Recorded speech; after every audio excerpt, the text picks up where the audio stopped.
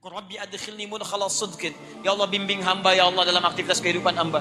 Yang berlalu ya Allah, saya pernah maksiat. Saya mengakui ya Allah, saya ingin berubah jadi orang baik ya Allah. Ya Allah, saya bukan termasuk dari kalangan jahiliyah. Saya tidak mengerjakan perbuatan-perbuatan buruk. Bila Engkau pernah mengampuni yang dulu, maka mohon turunkan ampunan padaku yang sekarang.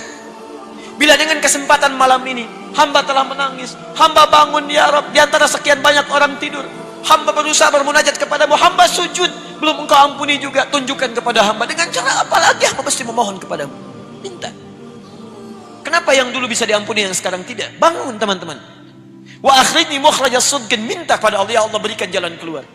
Ya Allah, Engkau titipkan pasangan saya kepada saya, bukan pada orang lain. Ya Allah, Engkau berikan cinta kepada saya untuk istri saya, bukan untuk istri orang lain. Ya Allah, Engkau titipkan anak ini kepada saya, bukan kepada yang lain. Maka mohon ya Rabb, bimbing ia dalam akhlaknya.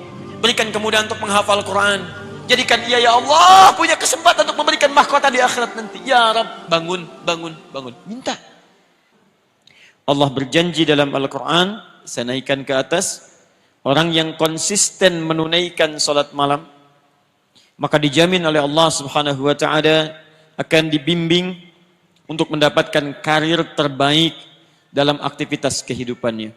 Terbaik di sini bukan sekedar mendapatkan harapan menempati posisi tertinggi, bukan. Tapi posisi yang terbaik untuk memberikan maslahat pada dunia dan akhirat Anda. Dunianya hidup nyaman, tapi kenyamanan itu membantu Anda mendapatkan keraihan kebahagiaan akhirat.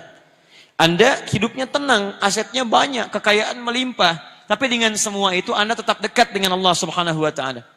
Silahkan gali dari segi sejarah. Sudah banyak contohnya. Uthman bin Affan radhiyallahu ta'ala anhu, Abdurrahman bin Auf, Tamim ad-Dari radhiyallahu ta'ala anhum jami'an. Silahkan cek keterangan Imam An-Nawawi dalam kitabnya At-Tibyan. Sering saya ulang-ulang. Mereka itu orang kaya, pengusaha sukses, hidupnya nyaman, asetnya melampaui abad-abad kemudian. Sampai sekarang masih ada. Tapi yang paling menarik adalah terekam dalam amal ibadah mereka, termasuk sahabat yang tidak pernah meninggalkan tahajud. Bahkan sangat istimewa. Mereka menunggu salat malam sampai menunaikan salat malam sampai selesai menghatamkan Qurannya. Itu luar biasa. Kenapa bangun malam? Karena ada motivasi.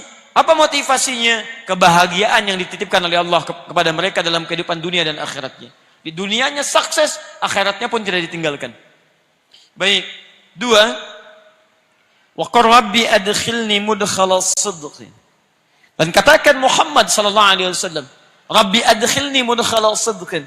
Ya Allah, bimbing hamba untuk mengawali aktivitas hamba.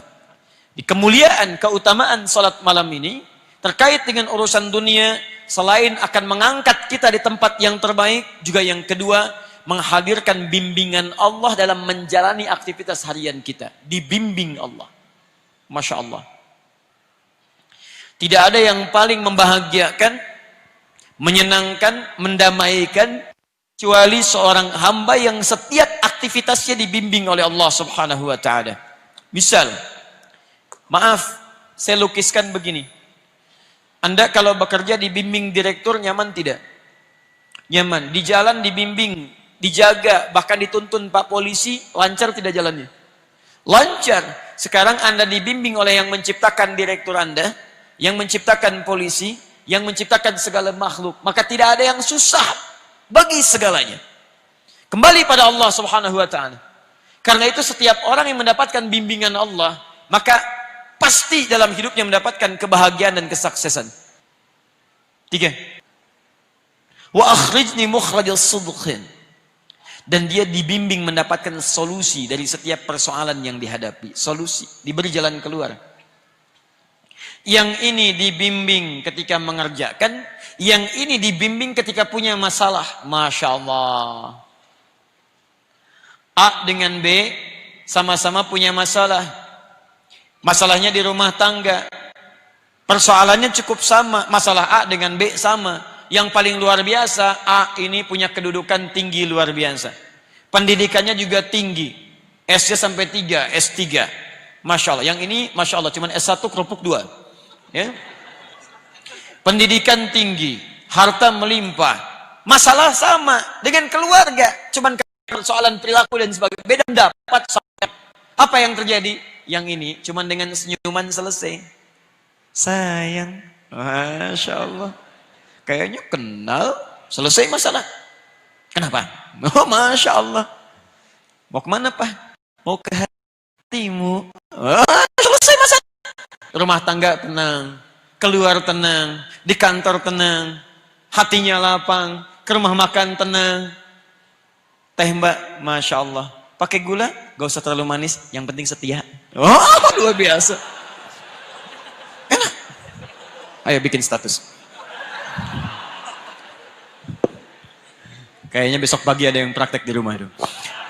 Jadi teman-teman sekalian, jadi orang-orang yang dekat dengan Allah, dia merajut hubungan dengan Allah Subhanahu wa taala, maka Allah akan jaga dalam setiap persoalan hidupnya. Di kantor dia nyaman, di kampus dia tenang. Ada orang yang besok ujian luar biasa sibuknya. Masya Allah. Bahkan disebut luar biasa, ada kalimat minggu tenang, padahal tidak tenang pada saat itu. Belajar sana, belajar sini. Tenang di mana? Pikir sana, pikir sini. Tapi sebagian orang ada yang santai saja. Orang ke kelas, dia ke masjid. Dia baca, dia juga baca. Dia bangun malam harinya. Esoknya tenang dia hadapi. Luar biasa. 4. Waj'alni min ladunka sultanan nasira. Ini yang dahsyat. Ini yang dahsyat. 4. Allah akan lindungi dia langsung dari pihak-pihak yang ingin mencelakainya. Dilindungi oleh Allah. Diberikan perlindungan. Bisa beda-beda caranya nanti, ya, bisa beda-beda lain-lain caranya. Teman-teman sekalian, saya berikan contoh yang paling dahsyat. Ayat ini diantaranya turun memberikan keterangan saat Nabi SAW dikepung oleh banyak pemuda. Ada yang menyebut 100 pemuda dengan kebiasaan yang khusus. Kalau kita pasukan khusus ya, dengan pedang terhunus luar biasa. Dikepung satu rumah. Di dalamnya direncanakan 3 orang. 1, Nabi SAW. 2, teman setia beliau, seangkatan dengan beliau, sedekat usia dengan beliau, Abu Bakar As-Siddiq, sehidup dengan beliau, semati di samping beliau kuburnya, sesurga dengan beliau. Mertua beliau orang yang sangat mulia dan sangat disayangi oleh Nabi SAW. Dipilih oleh beliau untuk menemani hijrah, sehidup, sehijrah, sekubur bersamaan di sampingnya dan sesurga dengan beliau. Abu Bakar As-Siddiq. Sangat keterlaluan kalau ada orang-orang yang mencela Abu Bakar As-Siddiq. Ya, dia tidak hidup bersama Nabi, tidak menemani Nabi saat hijrah ke Madinah, dikubur tidak di samping Nabi, surga belum jelas, jangankan dengan Nabi masuk surga aja belum tentu jelas. Di pilihannya Ali sadar saat itu akan meninggal, tapi tidak ada kalimat-kalimat bantahan. Siap ya Rasulullah, bala. Gak pernah disebut dalam sejarah Ali mengelak. Jangan saya Nabi, Abu Bakar aja yang tuaan dikit. Bisa tidak ada. Biasa. Satu menemani Nabi, satu tinggal di tempat itu. Tapi yang hebat, perhatikan, kisahnya dimulai saat Nabi keluar. Dari mana pasukan khusus yang siap dengan pedang terhunus? Disebutkan kalau hewan pun lewat sudah diketahui, bahkan tercium baunya. Tiba-tiba seorang Nabi Rasulullah SAW ditemani sahabatnya radhiyallahu taala anhu jalan keluar santai saja. Santai lewat, dibikin ngantuk oleh Allah, tertutup. Ditutup pandangannya, keluar, tenang. Para ulama turun ayat ini memberikan jaminan kepada Nabi. Perhatikan, siapa di antara manusia yang bangun malamnya melebihi Nabi SAW? Kakinya sampai bengkak-bengkak, bacaannya sampai begitu panjangnya, kekhusyuannya luar biasa. Maka Allah Subhanahu wa taala menurunkan langsung 4 kemuliaan ini kepada Nabi SAW. Silakan, maqam mahmuda angkat. Aktivitas dibimbing. Masalah diberikan solusi. Begitu ada yang ingin mencelakai Nabi SAW, Allah berikan perlindungan terbaik. Maka teman-teman sekalian, 4 ini bila terkumpul kemudian dalam kehidupan kita, ingin Anda raih, salah satunya dawamkan amalan pada malam hari ini. Jelas sampai sini? Tayyib. Waj'alni min ladunka sultanan nasira, dan aku akan lindungi dengan pertolongan terbaik pada orang-orang yang memiliki kebiasaan menunaikan salat malam ini. Makanya saya izin menyampaikan, kalau Anda tunaikan salat malam, minimal setelah selesai jangan berhenti sampai situ. Minta 4 hal ini. Karena kalimatnya kul. Katakan. Katakan, ya Allah katakan. Minta. Rabbi adkhilni mudkhala sidqin. Ya Allah, bimbing hamba ya Allah dalam aktivitas kehidupan hamba. Yang berlalu ya Allah saya pernah maksiat. Saya mengakui ya Rabb, saya ingin berubah jadi orang baik ya Allah. Ya Allah, saya bukan termasuk dari kalangan jahiliyah. Saya tidak mengerjakan perbuatan-perbuatan buruk. Bila Engkau pernah mengampuni yang dulu, maka mohon turunkan ampunan padaku yang sekarang. Bila dengan kesempatan malam ini, hamba telah menangis, hamba bangun ya Rabb, di antara sekian banyak orang tidur, hamba berusaha bermunajat kepadamu, hamba sujud, belum Engkau ampuni juga, tunjukkan kepada hamba. Dengan cara apa lagi hamba mesti memohon kepadamu? Minta. Kenapa yang dulu bisa diampuni, yang sekarang tidak? Bangun teman-teman. Wa akhrijni mukhrajas sidqin, minta pada Allah, ya Allah berikan jalan keluar. Ya Allah, Engkau titipkan pasangan saya kepada saya, bukan pada orang lain. Ya Allah, Engkau berikan cinta kepada saya untuk istri saya, bukan untuk istri orang lain. Ya Allah, Engkau titipkan anak ini kepada saya, bukan kepada yang lain.